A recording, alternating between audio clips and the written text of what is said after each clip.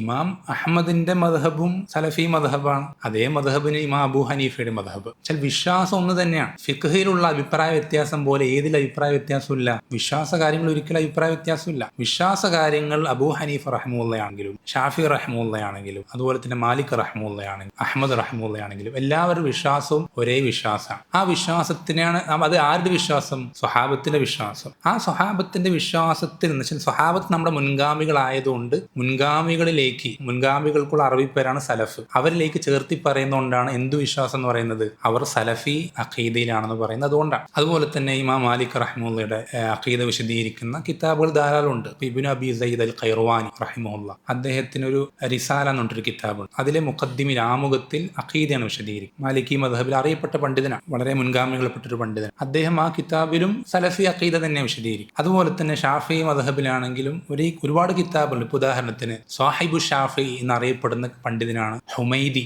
ഇമാം അൽ ഹുമൈദി റഹിമഹുല്ല. സാഹിബു ഷാഫി എന്ന ചരിത്ര ഗ്രന്ഥങ്ങളിൽ അറിയപ്പെടുന്ന പണ്ഡിതനാണ് ഇമാം അൽ ഹുമൈദി റഹിം. ഇമാം ഹുമൈദിക്ക് ഉസൂലു സുന്ന എന്നുകൊണ്ടൊരു കിതാബ്, ഉസൂലു സുന്ന എന്നോ അസുന്ന എന്നാണ്, അസുന്ന എന്നാണെന്ന് എൻ്റെ ഓർമ്മ. ഈ രണ്ടിൽ ഏതോ ഒരു പേരിൽ അദ്ദേഹത്തിൻ്റെ ഒരു കിതാബ്, ആ കിതാബിൽ വിശദീകരിക്കുന്ന സലഫി അഖീദയാണ്. അത് നിങ്ങൾക്ക് അറിയാൻ എളുപ്പത്തിൽ മനസ്സിലാൻ വേണ്ടി പറയുകയാണെങ്കിൽ ഇന്നത്തെ കാലത്ത് നമ്മുടെ നാട്ടിലെ ഷാഫി ആക്കളാണ് ഞങ്ങൾ ഷാഫി മദ്ഹബുകാരാണ് എന്ന് പറയുന്ന ആളുകളോട് ഈ ഒരു കിതാബ് പഠിപ്പിക്കാൻ അവർക്ക് ധൈര്യം ഉണ്ടോ എന്ന് ചോദിച്ചു നോക്കിയാൽ അവർക്ക് ഈ കിതാബ് പഠിപ്പിക്കാൻ കഴിയില്ല. ഈ കിതാബ് പഠിപ്പിച്ചാൽ അവരുടെ ഭാഷയിൽ അവരുടെ അനുയായികൾ വഹാബികളാവും. ഹുമൈദി റഹ്മുള്ളയുടെ സുന്ന.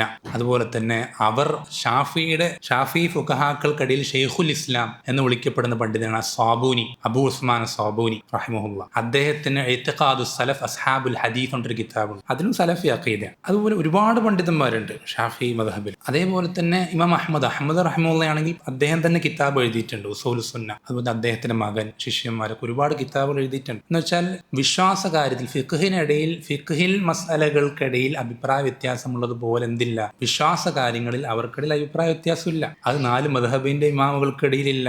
കുത്തുബു സിത്തയുടെ ഇമാമുമാരായ ബുഖാരി, മുസ്ലിം, തിർമിദി, ഇബ്നു മാജ, നസായി, അബൂദാവൂദ് ഇവർക്കിടയിലുമില്ല, ആർക്കിടയിലുമില്ല. വിശ്വാസ കാര്യങ്ങളിൽ വളരെ ചുരുക്കം ചില മസ്അലകൾ ഒഴിച്ചു നിർത്തിയാൽ ബാക്കിയൊന്നും തർക്കമില്ലാത്ത വിഷയങ്ങൾ. ആ വിശ്വാസമാണ് സലഫി വിശ്വാസം. ആ വിശ്വാസമാണ് അഹ്ലുസുന്നത്തി വൽ ജമാഅത്തിന്റെ വിശ്വാസം.